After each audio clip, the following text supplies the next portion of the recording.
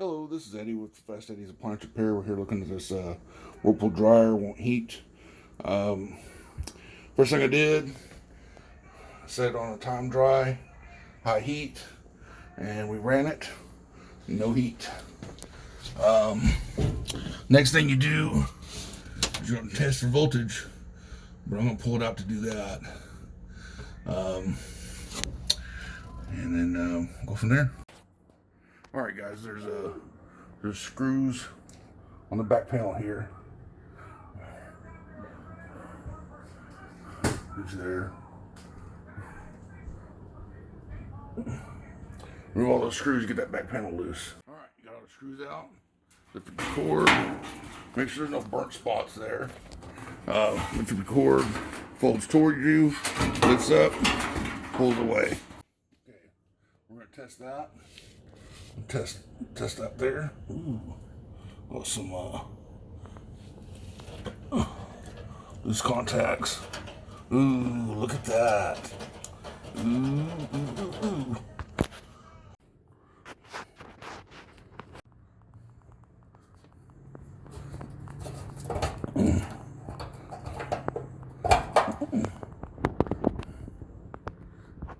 Call it the ohm can.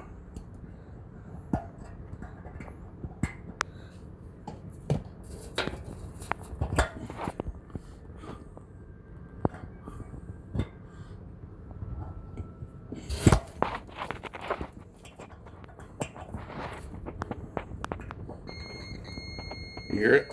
Got continuity through it, and that is your thermal fuse, your high limit cutout fuse. Let's go for the next one.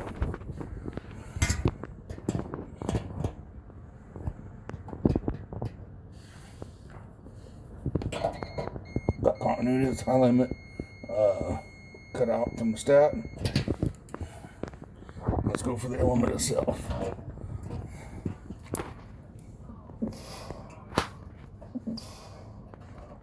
No continuity, and it's burnt up.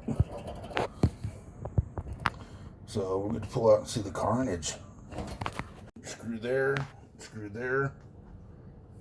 Of course, you're gonna want to unplug this, and unplug that one, and unplug that one. I went ahead and left the wire on there. I don't want to loosen up any more points. And screw there, and the screw there, and screw there. I cut that off. I ended up cutting the wire end off because I knew I was going to replace that. I'm going to cut that and replace it. I'm going to check for back connections here. Whenever I go, I might replace this piece. Other than that, I'm going to crimp it down and make sure that it's got good, the spade terminal is good and tight. And I went ahead and pulled the element apart here to show you where it's burnt out. And there it is. So the element is bad, but we're going to do some triage for the new element. I'm going to do some triage here and we'll get it going. And once I do my triage, I'll turn it back on here and show you. Well, this should be pretty self-explanatory. You just put the put the parts back on it. Put it back in place. Actually, you can take the element, slide it back up in there, like so. You're going to get one screw on, and you got to squeeze the housing to fit it right from there. Yeah. Okay, so first things first, do yourself a favor, put that thermostat on the housing first before you put it up inside.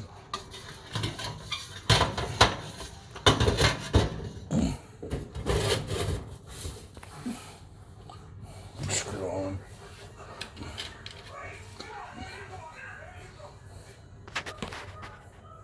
Alright, well, I'm going to put the two screws in, get it mounted, go ahead and put your wires on here. Oh. Let me get them screws on real quick. Alright, so we got them screws on. We'll go ahead and plug this thing in.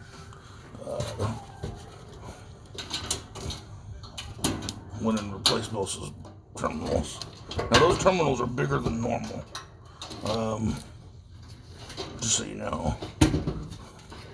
I think these are what, I think those are 1/4 inch.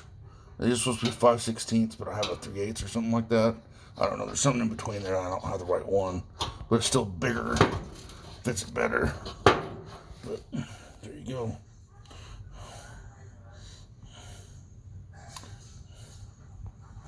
Alright. Now we just put our panel back on. You'll notice you got this little ledge right there.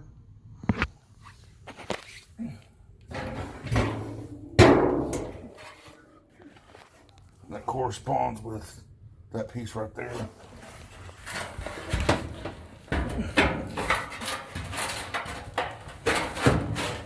Fits just like that. I'm going to get that ledge in the bottom and then tilt it up. Get your cord out of the way.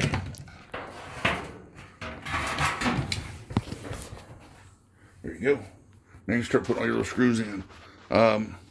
Keep your first 3 loose, then come back and tighten them.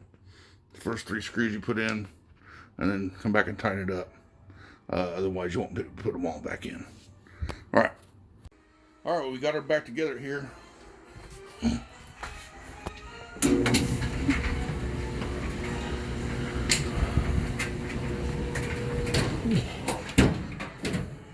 Eating good.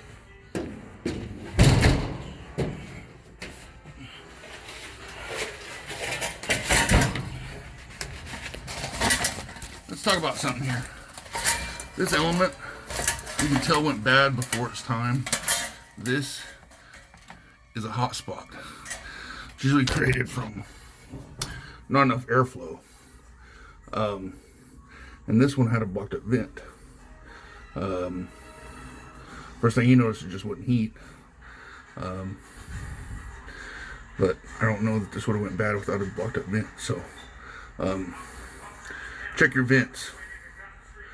All right. Y'all have a good day. Thanks.